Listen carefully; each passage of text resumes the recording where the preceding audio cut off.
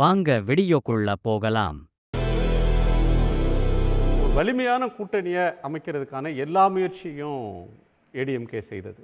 போன வாரம் வரையிலும் கூட அவங்க விஜயை விமர்சிக்கலை. எப்படியாவது தாவேக்காவை கூட்டணிக்குள்ளே கொண்டு வரணும்னு பிஜேபி முயற்சி பண்ணாங்க. எங்கள்கிட்ட சிஎம் போஸ்ட் தரோம்னு சொல்லி ஆஃபர் பண்ணாங்கன்னு அந்த கட்சியோட நிர்வாகி சொல்கிற அளவுக்கு பேச்சுவார்த்தை நடந்திருக்கு. ஒரு வலிமையான கூட்டணியை அவரால் கட்டமைக்க முடியல. அவர் ஒரு பாதி PMK, Dhinakaran, Vasan and half hearted BJP, இதுதான் இப்போ அவங்களுடைய ஒரு கூட்டணி.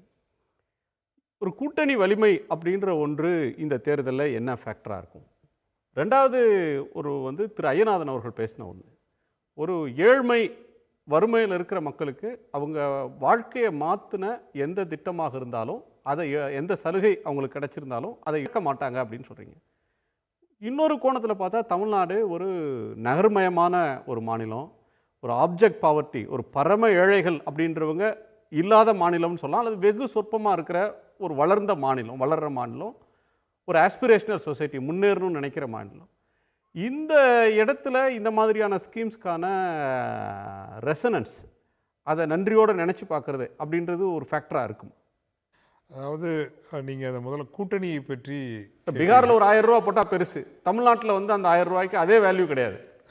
உறுதியாக கிடையாது. நீங்கள் முதலில் கேட்ட அந்த கேள்வி என்பது அண்ணா திராவிட முன்னேற்றக் கழகத்தினுடைய ஒரு அக்கில்லஸ் ஹீல்னு ஆங்கிலத்தில் சொல்லுவாங்க இல்லைங்களா, பாஜக என்கின்ற அந்த ஒரு தவிர்க்க முடியாத கயிறும் கண்ணியும் மட்டும் இல்லை என்றால் அவர்களுடைய கூட்டணிக்கு ஒரு புதிய ஒரு பிரகாசம் ஒன்று கிடைத்திருக்கும். ஐ திங்க் அமித்ஷா இதை ப்ரிடிக்ட் பண்ணியிருப்பாரா? விஜய், எடப்பாடி பழனிசாமி அவர்களும் ஒன்று சேர்ந்துருவாங்க, அதை தடுக்கணும்னா நம்ம முன்னாடியே அப்படி ஒரு அமைந்தால் பிஜேபிக்கான ரெலவன்ஸ் பிரச்சனை ஆயிடும்னு ஓராண்டுக்கு முன்பே அவர் கணிச்சிருப்பாரு. கட்டாயம், டெஃபினட்டாக கணிச்சிருப்பாங்க. பாஜகவை தவிர்த்து, ஆனால் பாஜக தமிழகத்தில் வளரவில்லையா என்று கேட்டால் வளர்ந்திருக்கிறது. ஒப்பீட்டளவில் முன்பை விட அது வளர்ந்திருக்கிறது. ஆனால் அண்ணா திராவிட முன்னேற்ற கழகத்தினுடைய நம்பகத்தன்மையையும் பொது அக்ராஸ் தமிழ்நாடு ஒரு ஏற்புமை இருந்தது அல்லவா, அந்த ஏற்புமையை அது இழந்திருப்பது. எல்லோருக்குமான தலைவர், எல்லோருக்குமான கட்சி, அந்த இடத்தை அது இழந்ததுதான் என்று அவங்க அதிகாரத்துக்கு பக்கத்தில் வர முடியாமல் தடுமாறுறதுக்கு முக்கிய காரணம். எனவே அவர்களால் பாஜகவை உள்வைத்து கொண்டு இன்று இருக்கிற அரசியல் சூழலில் ஒரு வலுவான கூட்டணியை உருவாக்கி ஆட்சி அதிகாரத்தை பிடிக்கின்ற அளவுக்கு வர முடியாது. அப்படி வர வேண்டும் என்றால் அவ்வளவு மோசமான தவறுகளை திராவிட முன்னேற்ற கழக ஆட்சி செய்திருக்க வேண்டும். அப்படி பேரலை வருகின்ற அளவுக்கு அப்படி ஒன்றும் அது செய்யலை.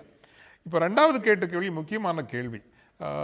ஒரு முன்னோக்குத்தன்மை கொண்ட வெல்ஃபேர் மெஷர்ஸ், இப்போ அப்கோர்ஸ் 5000 ரூபாங்கிறது ஒரு பெரிய ஒரு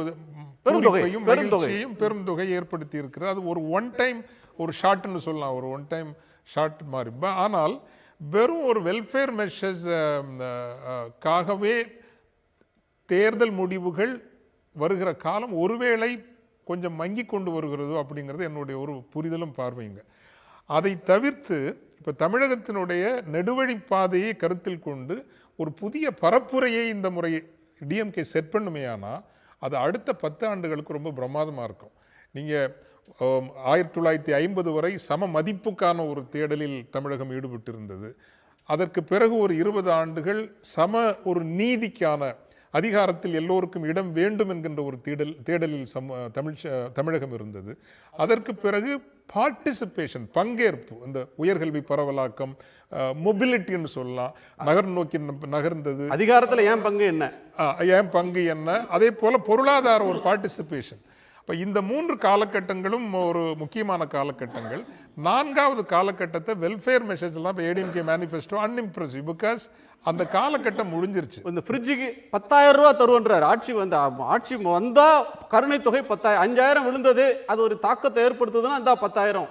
ஐ திங்க் அதை பற்றியே நான் பேச வரல. மாறாக இப்போ ஒரு பொருளாதார திட்டக்குழு நல்ல ஒரு அறிக்கையை வெளியிட்டாங்க இல்லைங்களா, அதனுடைய ஒரு ஏக்கமும் குரலும் என்பது Tamil Nadu is ready for an era of opportunities, unleashing the opportunities. அது தொழில் முனைதராக இருக்கலாம், இளைஞர்களுக்கு வாய்ப்புகளாக இருக்கலாம், மொழி கற்றுக் கொடுத்து புதிய நிலப்பரப்புகளுக்கு நமது பிள்ளைகளை உயர் தொழில்நுட்பத்தில் கொண்டு அமர்த்துவதாக இருக்கலாம். ஒரு டிஜிட்டல் லிட்ரஸியை வேறு எந்த மாநிலமும் ரூரல் ஏரியாவுக்கு கொண்டு போகிறதுக்கு முன்னாடி நம்ம பிள்ளைங்களுக்கு. ஸோ இப்படி ஒரு ஃபார்வர்ட் லுக்கிங் ஒரு நேரட்டிவே, ஒரு பரப்புரையை யூ கேன் சே தமிழ்நாடு 4.0ங்கிற மாதிரி நீங்கள் முன்னாடி வச்சு எடுத்தீங்கன்னா அது இளம் தலைமுறையினரையும் நடுத்தர வர்க்கத்தினரையும் நகர்ப்புற மக்களையும் பெரிதாக ஈர்க்கும். அது கூட்டணிக்கு மட்டுமல்ல தமிழகத்திற்கே மிக ஒரு புதிய திசையை காட்டுவதாக இருக்கும் என்பது என்னுடைய ஒரு கருத்து. ஆனால் welfare measures to play a role. But அதை விட ஒரு கனவு காட்சி அதில் ரொம்ப முக்கியமாக வந்து பெரிய உயர்ந்த இலக்கு அப்படின்ற ஒன்று அதில் இருக்கணும். அதில் 2-3 விஷயங்கள் வந்து இப்போ நீங்கள் பொதுவாக மக்கள் மத்தியில் போய் பேசுனீங்கன்னா இந்த போதைப் பொருட்கள் இளைஞர்கள் மத்தியில் பரவலாகி வருகிறதுங்கிறது அது டாஸ்மாக் மட்டும் இல்லை, சப்ஸ்டன்ஸ் அபியூஸ் அதிகமாகுங்கிறது பெற்றோர்களின் பொது சமூகத்தின் கவலையாக இருக்கிறது. அதை வந்து நம்ம தீவிரமாக ஒரு பதில் சொல்லியாக வேண்டும். டாஸ்மாக் தான் நம்முடைய வருமானமா என்று பார்க்கிற போது நீங்க இந்த எக்கனாமிக் ஃபெடரலிசம் பற்றி ரொம்ப பேசணும். மாநில சுயாட்சி பற்றியும் புதுடில்லி சர்வாதிகாரங்கிற அந்த சொல்லாடலையே நீங்க கொண்டு வரணும். புதுடில்லி சர்வாதிகாரத்துக்காக நாங்க இந்திய குடியரசோடு சேரல, இந்திய குடியரசோடு நாங்கள் சேர்ந்தப்போ எங்களுக்கு என்னென்ன உரிமைகள் இருந்ததோ அதை திருப்பி தரணுங்கிற ஒரு பெரும் முழக்கம் இந்த தேர்தலிலும் வெளிப்பட வேண்டும். அதை விட முக்கியமாக நான் சொன்ன மாதிரி an era of ஹியூஜ் ஆப்பர்ச்சுனிட்டிஸுக்கு உங்கள் திட்ட அறிக்கையை ஒன்றிய அரசினுடைய அறிக்கைகளை உங்களுக்கு சாதகமாக தேர்தல் அறிக்கையை ஒன்றிய அரசினுடைய ஆட்சின்னு சொல்லல உலகம் முழுக்க கனவுகளை விதைப்பவர்கள் என் கனவை இவர் நிறைவேற்றுவார் அப்படின்னு நினைக்கிறவங்களுக்கு ஒரு ஹோப்புக்கான அடையாளம் யார் அப்படின்றது தான் பல நேரங்களில் வெற்றி தோல்வியை எதிர்காலத்தை முடிவு செய்யுது. அந்த நம்பிக்கைக்குரிய தரவுகள் புள்ளி விவரங்கள் நான் சொல்லலாம் அந்த திட்ட அறிக்கையில் வந்திருக்குது. அது ப்ரூவன் ஃபேக்ட்ஸ் டேட்டா. அதிலிருந்து அடுத்த கட்டத்திற்கு எடுத்து செல்வதற்கான எல்லா தகுதிகளோடும் திராவிட முன்னேற்ற கழக கூட்டணி இருக்கிறது.